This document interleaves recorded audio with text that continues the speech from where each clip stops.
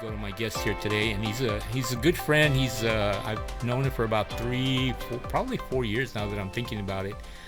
He is Pastor James Figueroa, and he's with us here today. He is, again, like I said, a pastor. He is he's a musician as well. I'm just remembering that. What else? In a former life. But yeah, you got a couple of titles under you. But he's a friend, and I thank him for being here. He's going to share some things that God has put in his heart, some things that he's doing because he's in transition right now, and he just changed from what he was doing, pastoring a church. But I'll let him kind of tell you a little bit about that if that's something he wants to share with you. But Pastor James, thank you for being here and for sharing your time, and I'm grateful that we're able to make it. Oh, thanks so much, man. I'm actually really grateful for you, Sal. I think we've known each other 4.5, almost 5 years now. Yeah. I think we first got connected over Facebook, and then when I was in San Diego. To be honest with you, I don't even remember how we got connected. I'm assuming that's how it happened because I moved from San Diego here. Okay. Because I'm originally from San Antonio. Right. You're from the west side? From the west side, Chili Bowl School, Fox Tech. and so I moved back after the Marine Corps and started doing ministry here. And I was the associate pastor and the youth pastor for Northwest Park Baptist Church for about 4.5 years. And then in this season, my wife and I prayed about it, and we transitioned out to San Antonio Youth for Christ. Right. And where I'm currently an urban missionary with San Antonio Youth for Christ. And currently right now we are in the support raising process to launch the mission or the campus life group at Holmes High School. Right. And it's something I'm super passionate about. One, because I'm super passionate about students, and I'm super passionate about families and the urban environment in general. And just sharing and showing Jesus, and really just showing people, discipling them into seeing where Jesus has been their entire lives. Right. Not simply just going there and like, hey, let me introduce you to Jesus, but you know Jesus? Yeah, do you know Jesus? And like just run off. Jesus loves you. Yeah, Jesus loves you. Hey, come to church. He know Jesus. To save you. Yeah. It's like no, like I want to sit with you in your world where you are at, and show you and share with you as you unpack where Jesus has been since you were born. Right. It's about engaging. Exactly. Right? It's about engaging. And as they start to see their story unfold and where Jesus has been, they get excited about it, and they start sharing Jesus in places that I've never been and I'm never going to be able to go. So I'm excited about Holmes High School. It is what's funny about that area is when I was going through school, that was kind of like the nicer area of town. The north side. The north side, yeah. North side. And now, I mean, it's definitely been engulfed into the inner city community. As I was doing my prep research for that area, of a population of about 25,000 people, it's 70% Hispanic. 18% white, 7% black, 6% other, and which is Middle Eastern or other ethnicities or races, and that 72%. So it's very much a melting pot. It represents San Antonio so very well because right. San Antonio is about that same demographic, and 48% of that environment are single parents. 72% is affected by mental health, and that number is probably higher because these stats came out a year before the pandemic. About 2 years ago, probably. Yeah, I'm just curious what there are now, because if they do a survey or research, it's going to be those numbers went off the chart, maybe. Exactly. And that area is affected by what I call a working poor poverty. Mm-hmm. And not just I call it that, a bunch of people will call it that, which is, they make enough to not qualify for a lot of these government subsidies, but don't make enough to actually meet the average cost of living. Right. There's kind of in between, like not way up here and not way down here. Exactly. And so what that tells me is that there's a need there. that is a need there. And then my favorite part about this area is that, you know, the Jesus' words that the harvest is plentiful, but the workers are few. Yeah, the laborers aren't there. You know, it is such, like, it reflects this area so well, because from my latest research, there in that zip code alone, there's over 30 Christian churches. 41% of the people that are there consider themselves non-religious. 40%. 40%. But even if it was 100% Christians in that area, or if there was 100% Christians in that area, we would still, and if every seat was filled in every church in that area, we would still only reach 20% of that community. And that's it. So if every single seat was filled in every church in that zip code, we would still only reach 20% of that community. 20%. Yes. That's pretty low. Exactly. That's pretty low. So it's like, so when, you know, what made me excited about that was, you know, a lot of times when we go into urban ministry, we kind of feel like we're reinventing the wheel, because we're like, oh, well, you're just starting another church down the road from another church. Right. Exactly. Or you're just doing another ministry down the road from another ministry, or, you know, aren't you doing what that youth group is doing, you know, like with your campus life program? And it's like, well, yes, but the harvest is plentiful. The workers are few. And that's what I think a lot of people don't understand. It's like, yeah, we want to do this, but we don't have the manpower. Yeah. It's like we're excited. And what I love about Youth for Christ and campus life is we get to go into the schools. We get to mentor them. We get to share Christ with them. We get to do life with them. And then as they mature in Christ and as they get excited about this, we get to connect with the local churches in the communities, because we don't belong to a specific church. We're a parachurch organization. We get to connect with these local churches, and they support us, and we get to flow these students and these Connect families them into these home churches. Right. You know, into churches that are more their speed, or their lifestyle, or their, you know, they like this music or that, or this ministry, family ministry, or need can fulfill their needs. You know, it's not just specific to, oh, well, you got to come to this one church. Right. You know, and that's what I love You're about it. it. You're not funneling them into a specific, let's say, a specific church. It's like wherever you need to be connected, that's where you need to be connected. Exactly. We fully 100% get to meet their needs. Right. And love them like Jesus. You know, and that's what I like about that, because it's like, okay, no, I mean, we want you to be connected where you think God is calling you to be. And the other part is, like what you were saying, is that you are in the high school, directly inside the high school, because as you know, a couple of years back, it was all this roar about separation of church and state, and you know, it's kind of like they didn't want anything that had God attached to it to be into the school. Yeah, sometimes. But now I think they're probably starting to understand, hey, you know, we definitely need to have this implemented in there, because again, you know, I'm going back to like all these mass shootings. Like these kids are dealing with stuff that I don't think the school is prepared to deal with them, and you wonder why they get to that point where they're like, okay, they're exploding. Why? Maybe because you know, there's nothing there for them that they can be able to connect with in a spiritual aspect of it. Yeah.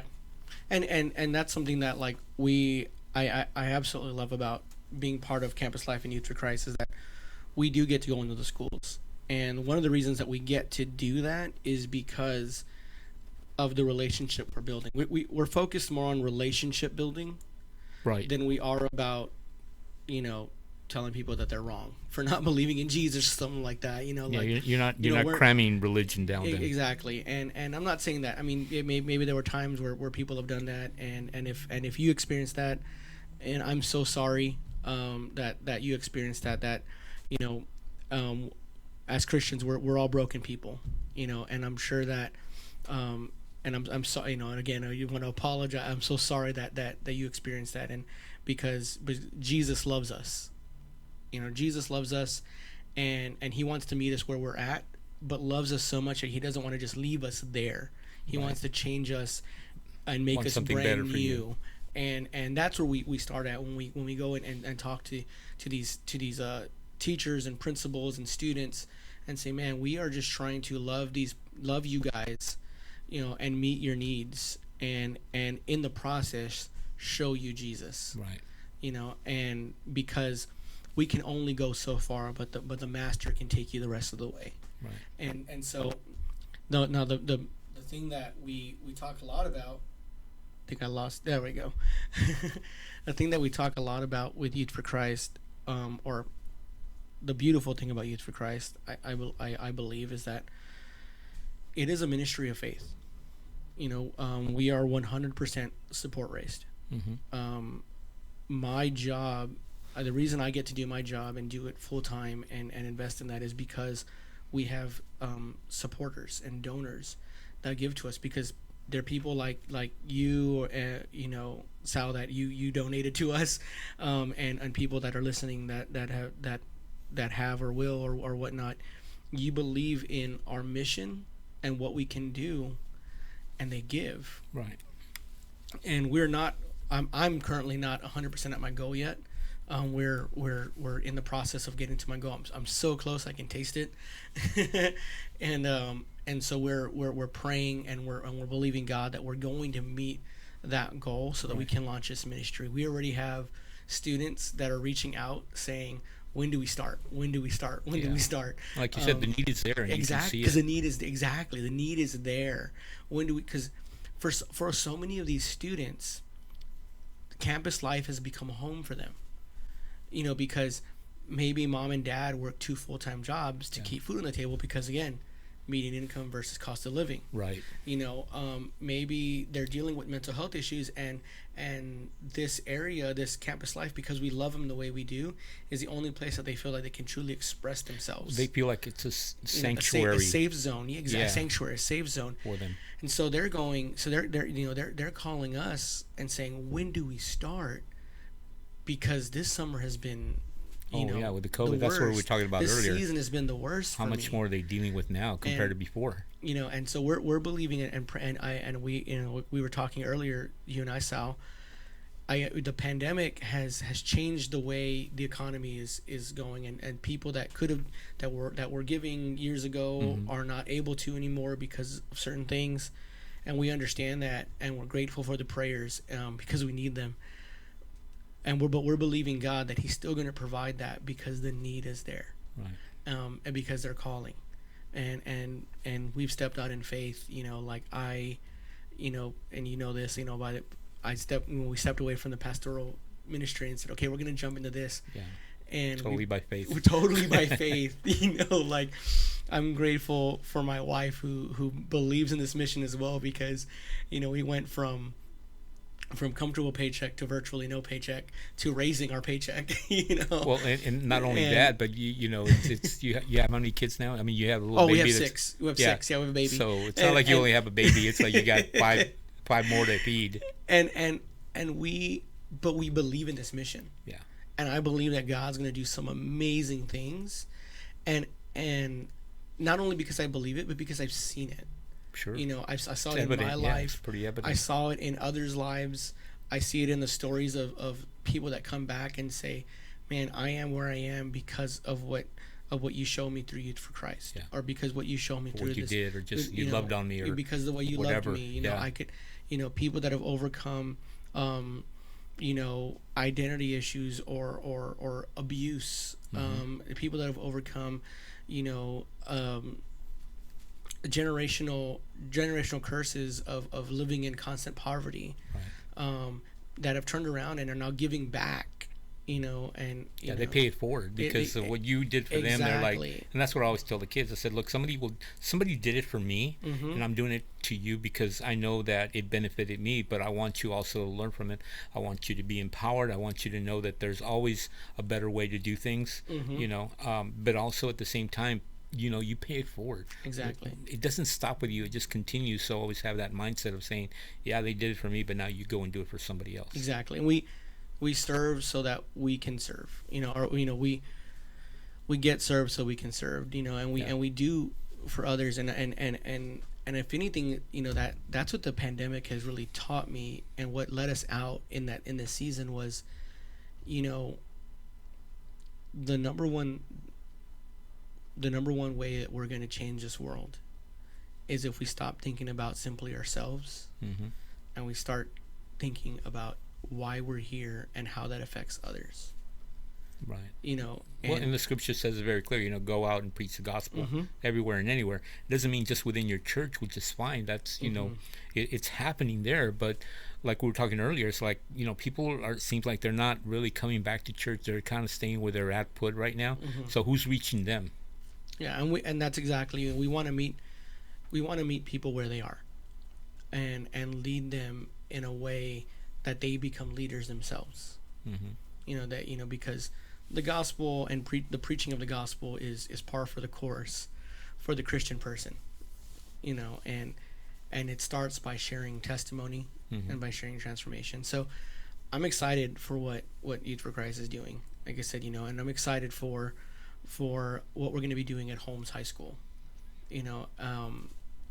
Holmes is a community that is, one of the first suburbs of San Antonio. It's actually one of the founding schools that brought Youth for Christ to San Antonio. And we were talking about that earlier.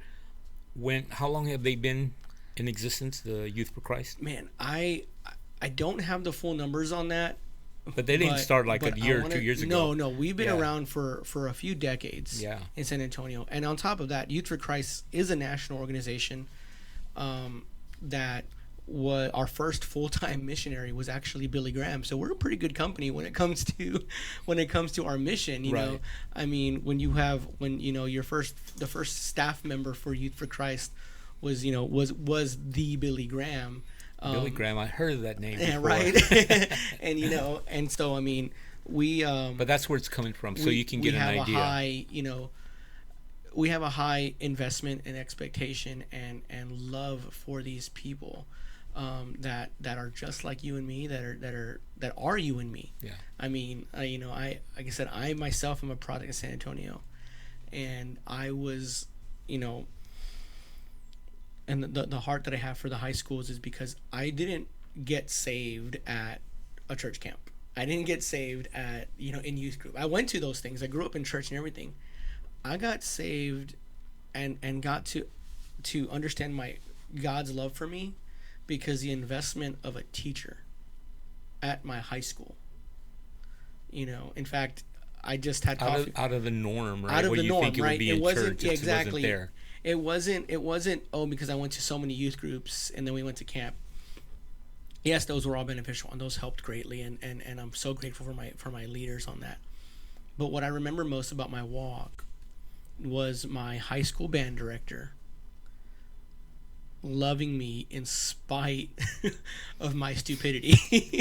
Oh, you were one of those kids? I was. I very much was. I get it. I was there. It was, in spite of my stupidity, in spite of my shortcomings, just invested in me. Yeah. And loved me where I was, in the environment I was.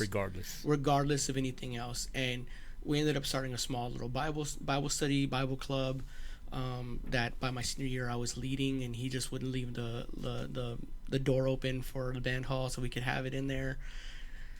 So he's the one that planted the seed, actually. Yeah, and I said he just moved over. His name is Marcus Roberts. He just moved over to Navasota, Texas. He's a band director there now.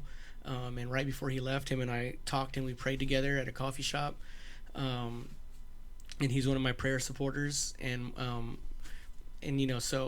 But it's because of that type of influence, and that's the influence that we hope to bring to students at Holmes High School and all the other high schools. I mean, we have campus life at Marshall High School. We have campus life at Brandeis High School.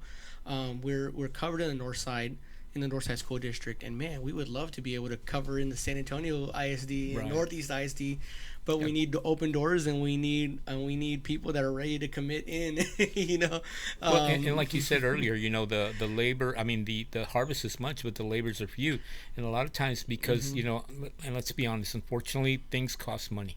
Yeah. Not everything is free. I know the gospel is free, absolutely, but sometimes the way you're going to have to do it may require some type of investment, and that's what you said earlier. I keyed up on the word investment, right? And so I think that what we or the people that are listening right now, you may want to, I know we call it usually sowing a seed, but I see it as an investment in a child's life that you're going to be able to impact, that you're be able to reach out to. And again, like somebody did you, we don't know who's going to be coming out of there that may be the next Billy Graham. I mean, you never know. Yeah. And it was because you sowed that seed and you were able to do something there that started the whole thing. Exactly. And so, with that being said, I don't know how much time we have left on here, but 3 or 4 or 5 minutes. Yeah. Yeah. With that being said, I mean, if you're listening to this right now and you want to plant that seed and join us, and this is the way we say it at Youth for Christ, you are joining us on this mission. You know, myself, I mean, my gift is in teaching, you know, and so I'm using my gifts to support this mission in teaching and leading campus life. But if you want to support us with your gift, which, you know, is a financial donation, you know, or sowing into us and being on our team with Youth for Christ, you can go to sayfc.com/give, and on there you can designate to whatever ministry that you want to designate to. We have City Life, which is an inner city near downtown, near Lanier High School. We have high school and middle school ministries that happen there, and the leaders there are phenomenal. I mean, loving on these inner city students. And then we have Parent Life that also happens at our City Life Center. And same thing, our Parent Life program focuses on ministering to and helping teen parents. And then we have Campus Life that we go into the schools and we minister to middle school and high school students. And so you can donate to any of those ministries and support any of those ministries at a monthly rate, $25, $100 a month, $50 a month, and just follow the designations. If you designate it to me, you can designate it to James Figueroa. And if they want to talk to you directly, can they reach you directly? You can reach me directly at jamesf@sayfc.com. Okay. So again, if all our listeners, man, maybe somebody, God has touched your heart, or maybe you were looking to invest, you know, sow a seed into something. I can personally tell you that this is a great organization to do so. And I know Pastor James, I know his heart, I know he's for real. He's not doing it to get rich. I mean, he's doing it because he really loves working with the youth and trying to make an impact. So if you want to sow that seed, or if you want to invest in a kid's life, this is the way to do it. So he's given his name, his organization out there. You can go and reach that out. Again, give me a number where they can reach you directly, maybe to get more information. Phone number? Yeah. My phone number, 210-449-3191. Okay. And believe me, that's going to be money well invested, and you're going to see a return. Well, you may not see the return, but you may, because these kids are going to be doing something phenomenal. Oh man, you're going to see this return like crazy. The empowerment that's going to come from them. And so definitely want to be able to see that as well. Well, we're at the end of our show. Thank you again. We'll be back here again next week. God bless and take care.